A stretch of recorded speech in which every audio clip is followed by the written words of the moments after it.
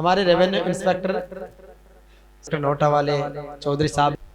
आज जो हमारे जो इस आयोजक के जो प्रभारी हैं नाराम जी माड़ साहब और हरिराम जी की माड़ा, मैं उनको बहुत बहुत धन्यवाद देता हूँ। वह सभी आए हुए महानुभावों का मैं सदैव प्रणाम करता हूँ।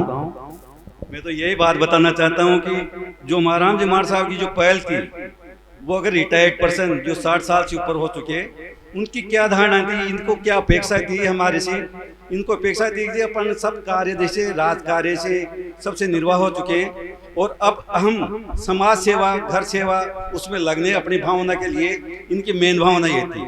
मैं इस विषय में एक ही बात बताना चाहता हूँ कि सबसे पहले अपन अपने घर से अपने जो भाई हैं खेतीहड़ भाई हैं, जो बेचारे मजदूर भाई हैं, खेती गरीब भाई हैं, उन सबसे उनकी भावनाओं को जागृत करने देंगे, उनके पढ़ाई लिखाई में आगे बढ़ाने की सबसे पहले अपन को घर को मजबूत करें, परिवार को मजबूत करें, गांव को मजबूत करें, जब भी देश आगे बढ़ेगा।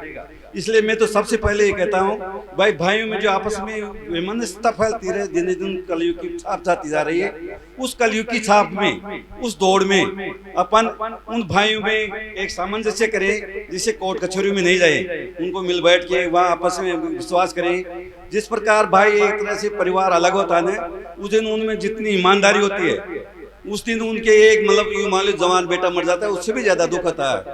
उस सच्चाई को अपन हमें हमेशा कोर्ट कचहरी में दे ले जाके उस सच्चाई पे ही अमल करें। इसका मैं एक कोई बड़ा यहाँ जो अभी लिखा हुआ है गाय न्याय और सच्चाई, इस बारे में एक बात बताना चाहता हूँ। ये भूमि है ना, ये कर्म भूमि है, न्यायपूर्ण भूमि है।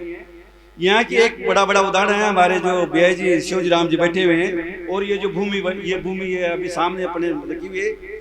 ये भाई में विभाजन में एक भाई के 10 बीघा थी, एक के 25 बीघा थी, एक के 15 बीघा थी, किंतु इन भाइयों में बड़ा प्रेम और ये जो भूमि है ये कर्म भूमि थी, राला बाबा की भूमि थी।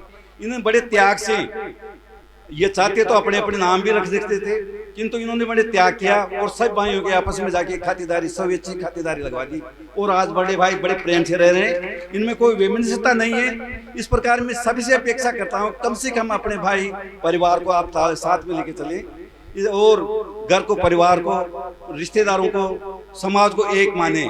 इसका मैं एक उदाहरण देता हूँ।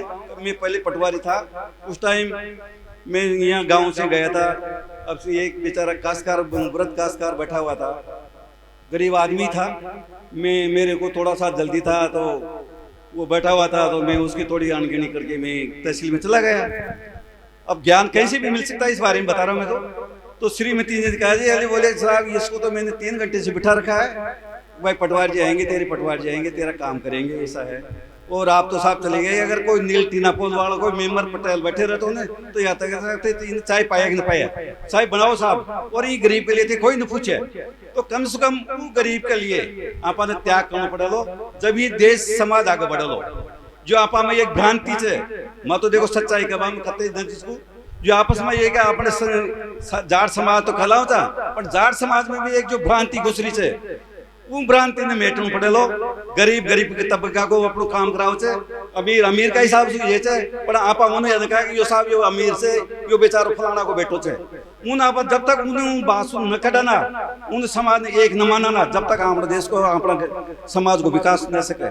जो नाता प्रथाली से छोड़वा मेल वाली बात से बेचारो गरीब का हिसाब से काम करे छे, अमीर का हिसाब से कराओ छे। जब तक ईमान अंतर भाव न टलो, जब तक यह परेशानी चलती रही तो मैं तो ये शब्द हम अमीर गरीब सबने साथ ले चलना पड़ेगा।